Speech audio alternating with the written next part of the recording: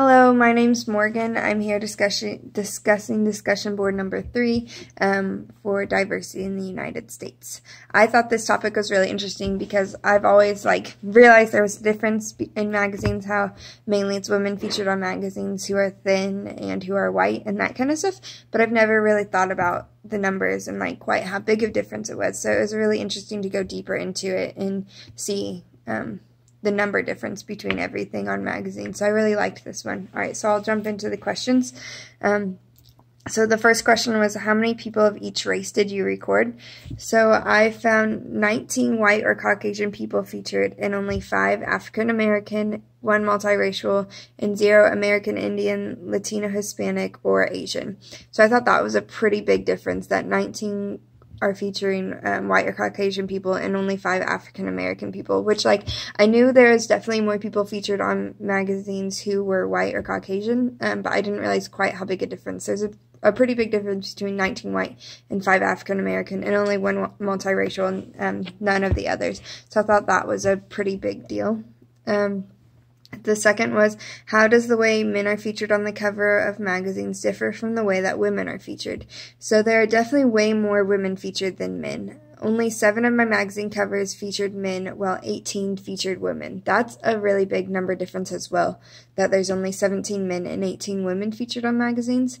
I did not find any magazines where men were dressed suggestively, but 10 of my magazines featured women who were dressed suggestively. So the majority of my magazines with women featured them dressed suggestively, while the majority of my magazines with men featured them dressed more casually.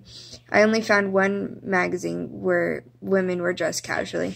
So it seemed like for women, they seemed to either dress them way down to be more suggestive and revealing, where a few of them dressed them up to be more business professional, but the majority of them dressed them more suggestively. Whereas with men, they dressed them more casual, just like in a t-shirt, and then a few of them were dressed business professional as well. But men are mainly dressed casual, while women are mainly dressed suggestively. And I thought that was a pretty big deal as well. And it's something I obviously have seen whenever I'm in the checkout aisles and stuff. I can tell that the women are definitely dressed more suggestively than the men, but to see that big a difference, I thought was a pretty big deal as well. The majority of people on my magazines were thin. I found 17 out of my 25 magazines to feature thin people, while only 4 had an athletic body build and 3 with an average type body build, and only 1 with an overweight body build. So I found no curvy body types as well, and no obese body types. So I thought that was also a really interesting thing, which I also kind of knew, of course. You can tell that the majority of people on magazines are thin, but those numbers, again, I thought was really interesting. 17 thin, 4 athletic, 3 average, 1 overweight, and none of anything else. I thought that was really interesting as well. So the majority of people covered in my magazines were young adults as well. I found no children covered and no seniors covered. I thought it was really interesting that there was no seniors covered. There seems to be an age cutoff when it comes to featuring people on magazines. I figured children wouldn't be covered just because it's kind of, there's a lot of things against publishing children and that kind of stuff and things, but to have no seniors I thought was really interesting. There seemed to be an age cutoff, and I only found 7 with middle-aged adults, so that seems to be where it's dropping, and I found 4 that featured teens, so that seems to be where it picks up. So it picks up at teens with 4, and then the majority of them were young adults, and then it goes back down at middle-aged, which I thought was interesting. I did not find any physically disabled people featured on any of my magazines, nor did I find them on any of the magazines as I was just searching through to find a lot of different ones. And I mean, I'm sure I saw hundreds of magazines as I was searching for the ones for this project, and I didn't see anyone that was physically disabled in any of them. So I thought that was really interesting because that's definitely something I've never thought about. I've always thought about how women are featured more and that kind of stuff.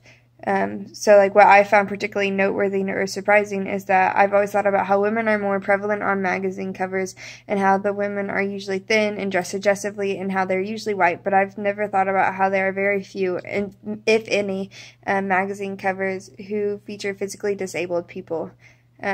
I find this fact kind of sad because I feel like being physically disabled should not make them any less likely to appear on magazine covers, and they deserve to be covered just as much as anyone else. But it's really interesting because they're not covered at all. And I'm sure the reason is because, like, anything like that tends to make people uncomfortable and shy away from it, and the magazine companies probably wouldn't sell as much. But, I mean, I really think the opposite should happen here. I think that we should feature more, like, physically disabled people to get it out there more, and then in turn it would make people feel less uncomfortable. So the more that it's featured, the less uncomfortable people would get, because they would just get out there more. People just have to get used to things.